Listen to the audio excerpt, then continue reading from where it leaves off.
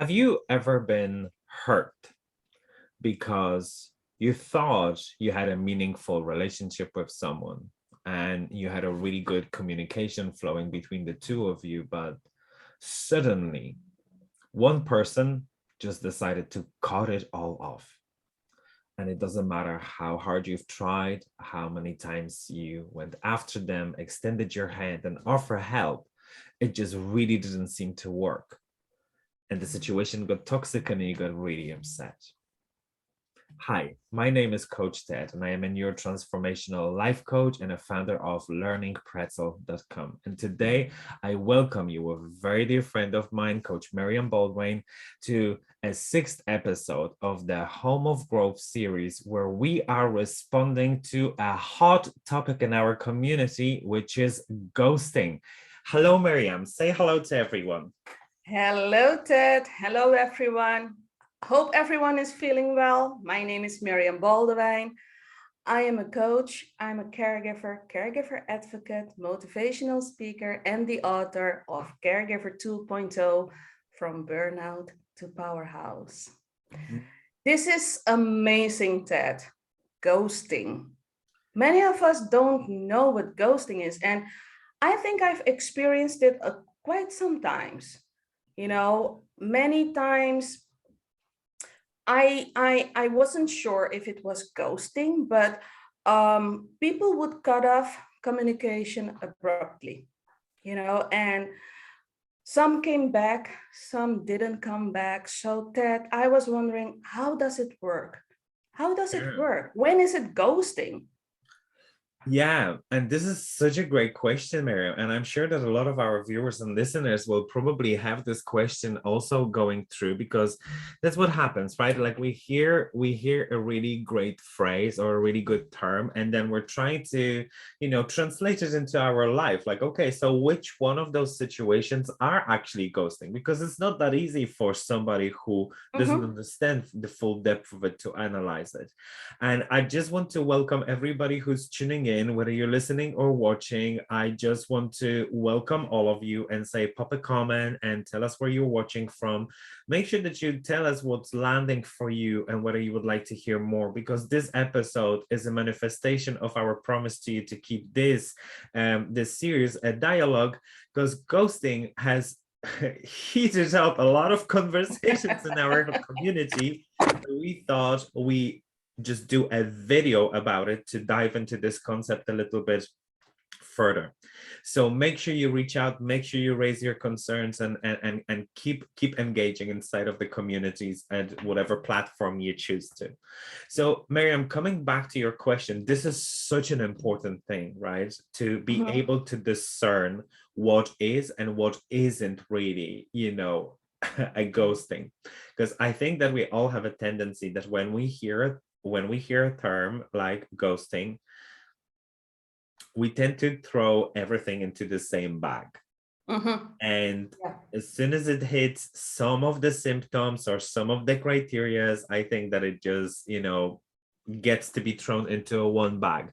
And as often as our intuition kind of like throws a really good call on that, well, we might not always be right. So for those of you who don't know what ghosting is a form of a behavior where very suddenly a person chooses to cut all form of a communication and keeps avoiding being in contact with you at all. Now, this is never about you. It's always about the other person. But what they do is, for whatever reason or the whatever trigger, it's a form of a response. And very often it's a protective response to cut all form of a communication with you, because they cannot find themselves inside of the communication. Now, very often people mistaken ghosting for somebody just avoiding to have a conversation about something. Right? So the difference is that if somebody, so let me put it into a context of an example, right? If you are seeing me and you're excited, or if you are under stress in a work environment and you need to talk to me about something that's really important, you might approach me and want to dive into a subject that's really important to you and you want to find out more about. And because we are in a social context, and I know that there's no way for me to answer this conversation, engage this conversation, and answer your question without speaking about either a sensitive information or something that cannot, or I just don't want to expose in that social context, perhaps other people or somebody could overhear us, I might be avoiding a conversation. And I might be avoiding it until the circumstances and the environment is favorable for us to dive into this concept. However, that is not the same, because that is simply just not engaging in a conversation in a moment. Now, this can be a valid reason, it can be silly, it can be whatever you make it mean, but that is not the same as ghosting. Ghosting is if we are in touch.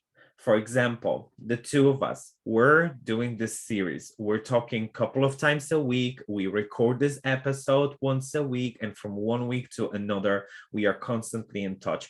We discuss it with our community. We do a lot of different things. So there's a communication back and forth. Yeah. And if very sudden, one of us just chooses to stop communication, which means I'm neither going to reach out to you, nor am I going to answer to your attempts to connect with me. And just like a ghost, right? I'm nowhere to be seen. I'm nowhere to be heard of. I'm avoiding being in the same environment and all of that. This is where I have turned it into ghosting. So the difference really is that sometimes we might be avoidant to confront somebody in a particular moment. You might not want to be talking to somebody. You're angry at someone when they're upset. So you know you're not in a good emotional state. So you're going to be avoiding getting in contact with them. But that is not the same as ghosting, because ghosting is a full hard stop.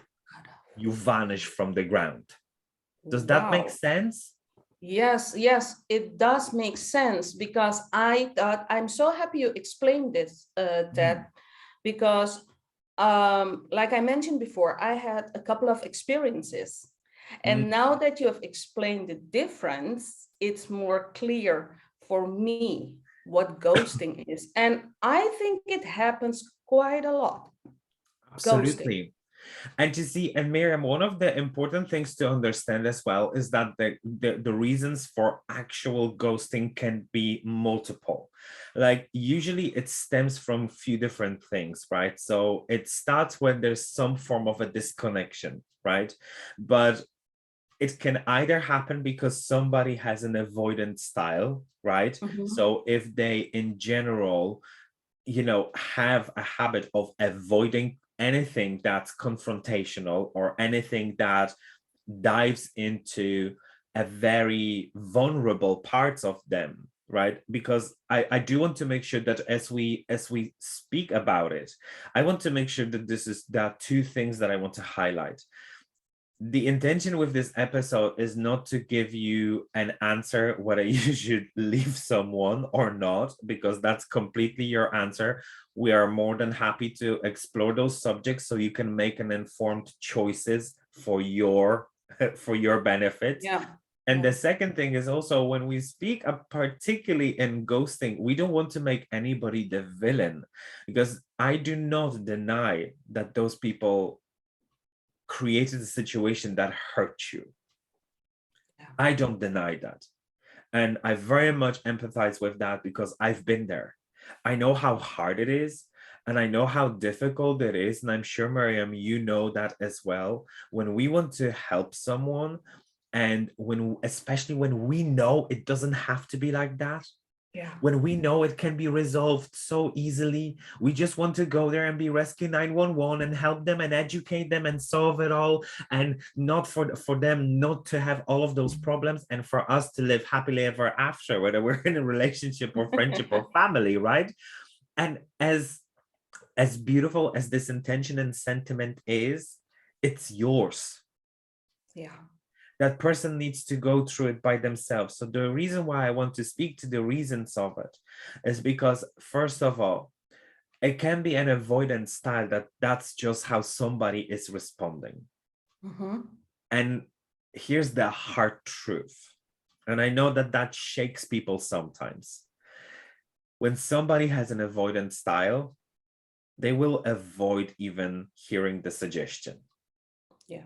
So until something happens in their life that makes them want to change that, nothing you will do will change them. Nothing. They need to want that themselves. And sometimes it might also, ghosting can be a cause of people just being afraid, people of feeling insecure, of not knowing how to find themselves inside of this situation. If you're in a relationship, if you're getting too close to somebody, and if you're addressing a very intimate questions, well, that can terrify a lot of people. But I have a question, Miriam, because I think that it's always really good to put that into a perspective, right? Mm-hmm. Have you ever ghosted anyone? Yes. Mm, Years ago, I ghosted. me too. And yeah, I'm honest about this. Yes, I Absolutely. ghosted. You know, Ted, and I really had to take a good look at myself, Mm, self-reflection.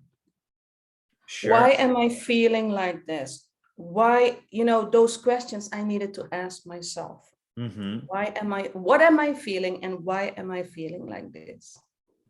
Yeah. But the question that I want to ask you, because I love the fact that we are able to ask each other those questions and come forward with and call Mm-hmm. ourselves forward with both sides of it, because we really strive to represent to you that, although both of us do work as coaches, we are just humans like everyone else. And we have gone through a lot of those things that many of our clients struggle. We just learned how to navigate it. We've mastered it to the point where we are able to help others navigate through it. But by no means we want to create this, create this illusion that we have never experienced, that we just know everything about it. Because I still sometimes experience ghosting, and I still sometimes find it really difficult.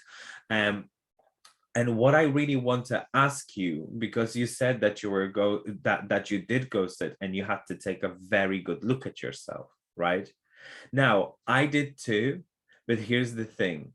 When you were ghosting a person, now, for me, with hand on my heart, I don't think that I have heard anything that they were trying to say to me in that moment, Um, I right? didn't want to hear anything. Boom, bingo. I wanted to take a look at myself later on, but when it worked for me, and I know that that works for many, many people, I took a good look at myself when I was really hurt. And when I went back to these folks, and they didn't want me back because they've moved on. Yep. That's the painful moment. And quite honestly, I don't think it always has to come to that point. However, if you are avoiding something, you will avoid even hearing anything that's remotely connected to it. So Yeah. sometimes it's a scenario where you just have to fall, you just have to hit the wall, you have to touch the hot pot to learn that Yeah. it burns, Mm-hmm. because otherwise you will find a justifiable excuse for just about anything, right? Yeah.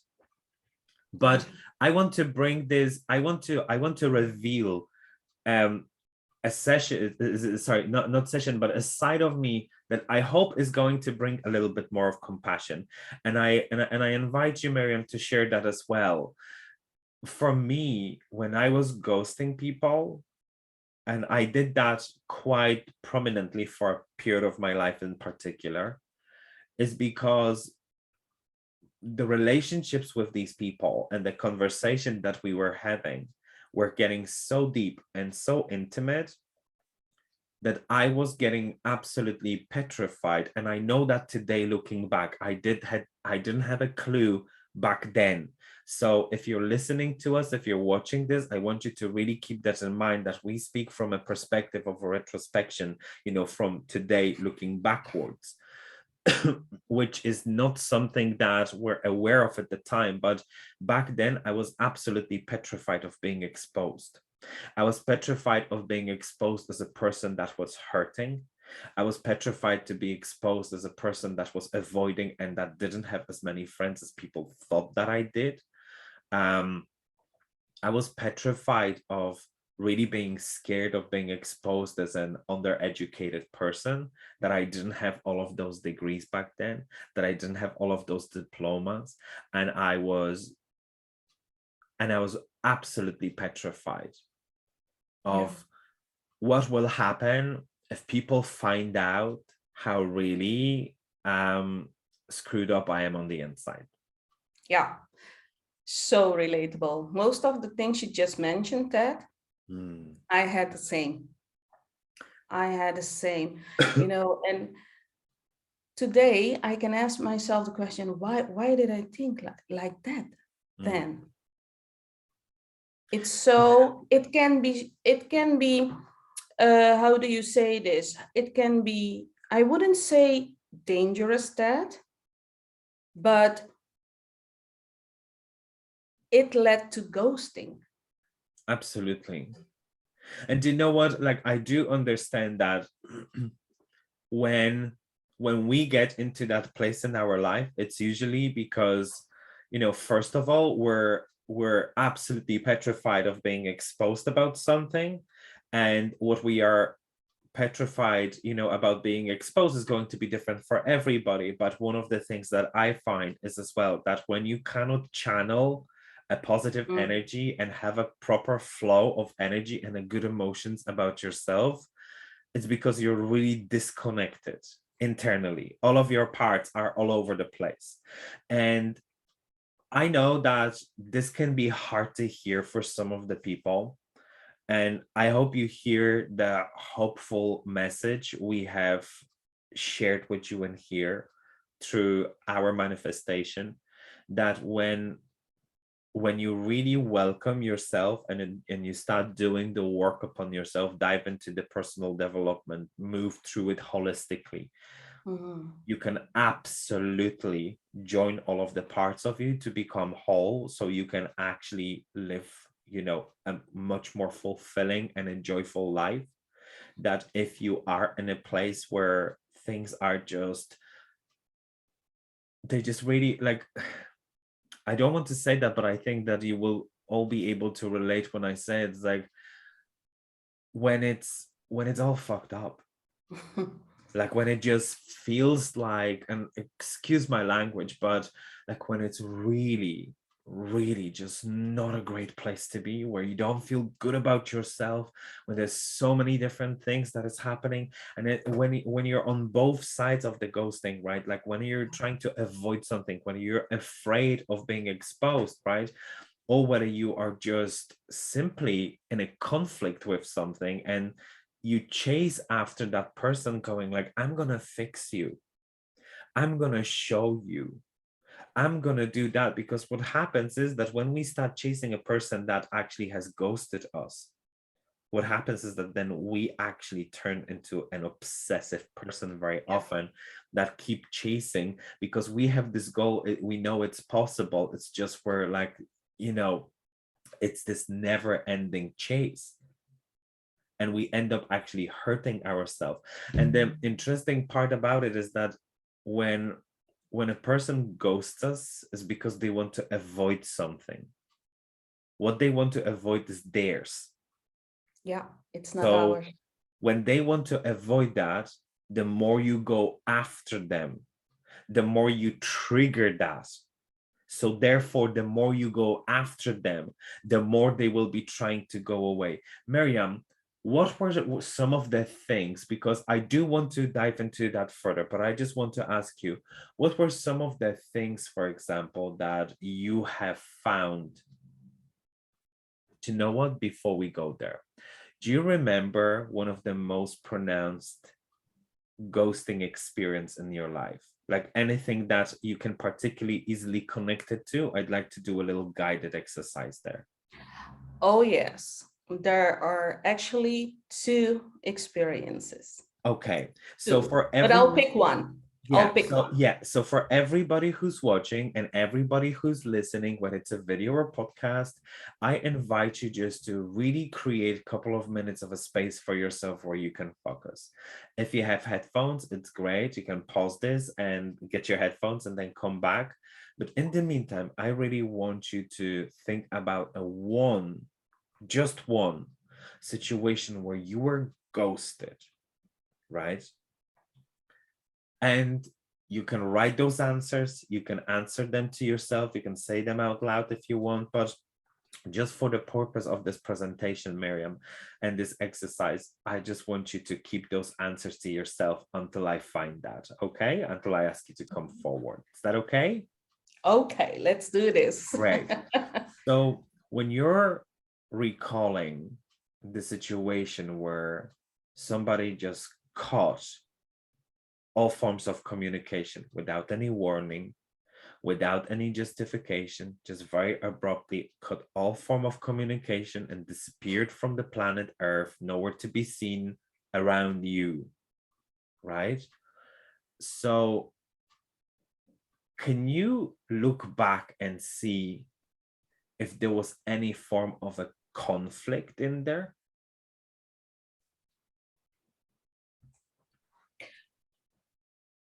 There was a sort of conflict. Okay, so what I want to do for everybody who's listening is when I speak about conflict, I want you to think about it. Was there a conflict of an interest that people had a very different desires? Or maybe it was a conflict of emotional depth or intimacy, right? Like maybe you wanted to be more intimate and somebody wasn't, or the other way around. Or maybe there was a commitment and a sense of responsibility, that there was a conflict that you could discern that somebody wasn't willing to pick up the responsibility where you needed somebody to pick up the responsibility, whatever conflict there was, right? And then when you think about that, what do you think was the point that really inflamed it in what you did? So was there something that you did or didn't do that inflamed the situation, that you've noticed that after that a person started avoiding or cutting down the contact? Can you remember anything like that in your case? Yeah, absolutely. Okay. Yeah. And for those of you who aren't able to place the finger on it, I can tell you this. This is a very difficult journey to go through, because you will never fully know what tipped off the person that ghosted you. You cannot fully understand what underlines all of the wiring for so many people without really asking them. And here's the surprising thing. A lot of people, if you ask them, they wouldn't even know. So if we move with this exercise, what was your first thought when you recognize that a person is avoiding you and is cutting off the communication? My first thought was, why are they cutting off the communication? Why? What did I do? Or what did I didn't do? Right. And this is really important. This is what you said is so important. I don't think that we could schedule that any better, really, for the purpose of this presentation. When somebody does that and we try to understand it, so many times, I'm not saying everyone, but so many of us are going to ask ourselves the question, why? Which if you have heard me, what I said just a minute ago is very often the person that doesn't understand why they did it. So we are trying to figure it out. We are trying to be Dr. Seuss and 911 rescue for everyone and figure it all out, even though they don't. And another thing is that, what have I done? And you see, and it's a dangerous, and this is where that situation can be very harmful. And I really want to speak to that, because number one, when we ask ourselves this question, our intention is really pure. We want to check ourselves before we wreck ourselves, right? So you want to really check yourself, like, have I done something wrong? And this is self-reflection, which is really, really good. But what have you done wrong is an assumption as well that it's your fault. Yeah. So reflecting back on yourself is really important. And especially if you are, becoming a person that's awoken and, and grows and really wants to be conscious and show up to your life in a certain way, it's incredibly important that you do that. Mm-hmm. And at the same time, taking the responsibility for someone else's inability to respond differently to a conflict, it's not your responsibility. And I know that this is really difficult to break it down, but when a person ghosts you, they make a choice. Yeah. And here's what you need to really, really hear and write it down for yourself and read it over and over and over again. When a person ghosts you, it looks like they're choosing not to do something. Not to do something is also a choice. And in that case, they are more concerned with protection of themselves than the hurt that will impose on you. Yep. Boom. Right? So when you keep chasing them, keep in mind that very often that just inflicts the rejection. We very often want to keep going after them because we want to establish connection. We don't understand why it happened, because we would have never done anything like that. But the only thing that we can really do is just to try to communicate. And this is the biggest point. When we are chasing a person to establish a connection, to establish intimacy with them, to establish this relationship again, and just check and like, hey, what's up with you? I'm concerned about you. Are we still good? Because that's the initial, underlying message underneath it. Mm-hmm. And that person still does not respond. We interpret their reactions as our fault. Yeah. Because if we haven't done something wrong, they wouldn't have had a reason to do that. But that's our perception, you see. That's the way we look at it. Yeah. We would have acted that way. They have a completely different mindset in that situation. So what I really need you to be conscious of is that when somebody's ghosting you, the only thing you can do is you can just communicate to them.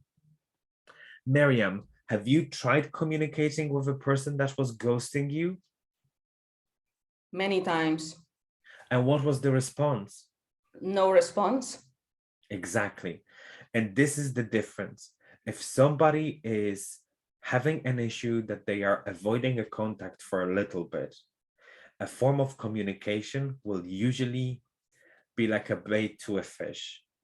If you just send a message, or if you reach out to that person, they'll reply to you, and it might not necessarily be, very elaborative about what's happening, but they will keep in touch with you. When a person ghosts you, they completely cut any form of a communication. And the only piece of advice I can give you in that department is, if somebody keeps ghosting you after you've tried communicating with them, after you've tried being supportive of them, after you've tried to explain yourself to them, whatever form of a communication you did, respect the dead and move on. Yep. because the only thing that can happen if you don't is that you will only hurt yourself. This is so true. You will only hurt yourself. Yeah. And here's the thing, they are on a journey they need to go through, and that's their journey to go through. Your responsibility is your primary responsibility in life is to look after yourself. We just sometimes get really stuck with this whole idea of wanting to fix other people. But I am telling you, the only thing that you can do is to look after yourself, because that's your primary responsibility, and everything else is extra. You can inspire people, you can really try to communicate, you can teach them and all of that, but you will never do that forcefully. That person always has to be willing to do that. Yeah. Miriam, when you think about communication, because I would love us to, bring that into one of our following episodes, and I know that we've discussed that we will be talking about, all different forms of communication and clear communication. What would you say is your piece of advice to help people? Because, it's easy to say respect the dead and move on, right? But we know moving on in those situations is not as easy as it sounds, right? It can hurt a lot. What was it that helped you, that you would share with our listeners, for example, that when somebody is ghosting them, like what thoughts were you helping yourself with? Like what was it that you did that helped you with ghosting? Well, first of all, it was hard to let it go, Ted. I'm gonna be honest about this. And what helped me was asking myself the question, no, not asking, telling myself that I did the best I could have done. Miriam, you did the best you could, okay? Yeah.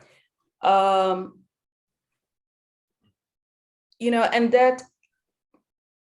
that helped me a lot. I forgave myself for trying, maybe trying too hard. And just like you mentioned before, just stop trying to get in touch with that person. Does it make sense? I forgave myself for trying too much. Absolutely. Because the thing is that, it takes two to tango, right? Like communication